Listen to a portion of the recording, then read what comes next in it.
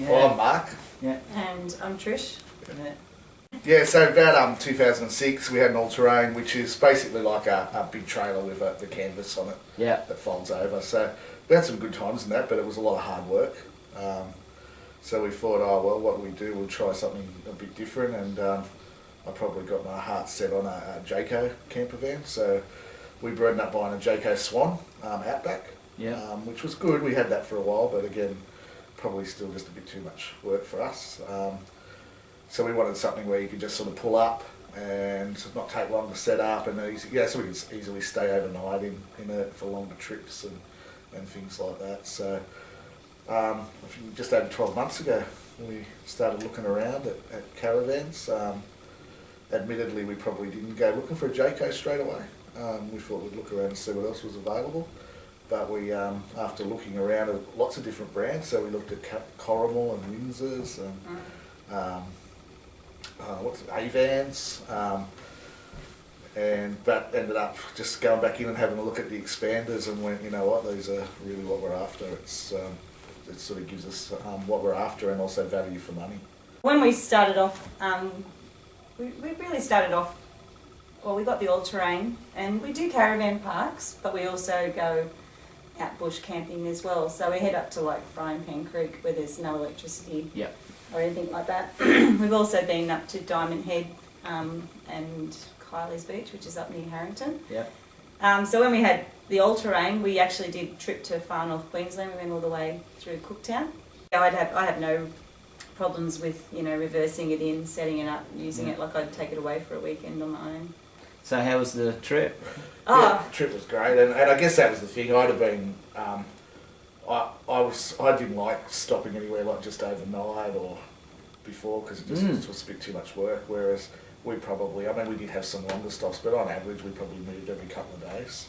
Good thing with the Jayco was that you can, it's affordable in all entry levels, I guess. So you can have just what they offer on the lot, or you can upgrade. And I went for independent suspension, and that really made a big difference for towing, particularly because Tasmania's quite windy. Yeah, so, it is. Yeah, so that made a really big difference. And In what way? just could feel that it was more stable on the road. Yeah, particularly on your bends and things like that. So we sort of towed 3 different types of trailer to caravan, varying weights and. In saying that, when you were going through that process and buying the van, how was it dealing with Jayco Newcastle and getting that information? Yeah, look, I must have the experience we didn't have our first experience was okay. Our second experience was better. Yeah. Second experience was he was really good. Oh, that's what I'm saying. He It's was better. really, It was really good. good. Yeah, we dealt with Jeff. Yeah. Jeff was really good. Nothing was a problem. He called it as he seen it. If we said we wanted to do something and we didn't think it would work, he'd tell you. If we said we wanted to, so I'm probably a little bit conservative in that I went in there thinking, well, that's your layout and we can't do nothing with it. Whereas Trish was like, well, she knew what she wanted, and so we sort of. Trish asked the questions, well, can we do this? She said, your van, you can do whatever you want. So, we changed layout. So what we did, we actually, ours is actually a combination of, we got the 16-foot expander, and so it's a combination of two models. They're the same size, but the one, because like when we first walked in and had a look at it, I fell in love with the expander just because it's so open and bright and airy. It was just, I loved it. Because we went and had a look at the Corrimals, and they were a lot darker. But the layout that they had like the dining room table that faced each other, and then like the beds on cafe style, and then you had your beds on either end, and then that had like a little television unit opposite it. And Mark was like, yeah, we'll get that, and I went, no, because we're going to end up sitting at a table like this watching television, and I said it's not comfortable, it's not, and having had the Swan, because we had the cafe style table and then we had the lounge at the back. We always sat on the lounge.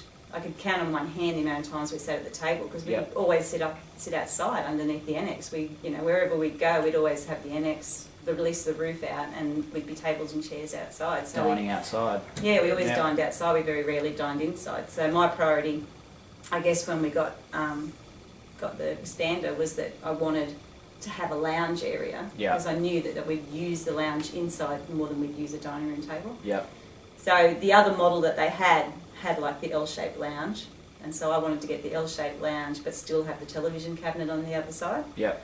And yeah, Jeff kind of said, "Oh yeah," he said, "Yeah, you can do that. That's not a problem." He said, "You know, yeah, Yeah. we can do that." And I went, and he goes, "Oh, where are you going to put your table?" I went, "Well, actually, I don't want to put a table in there at all." So we bought it, and we talked about fitting the table when it got here, is that we could actually still have it, and then we said, "Oh look, let's just leave it out.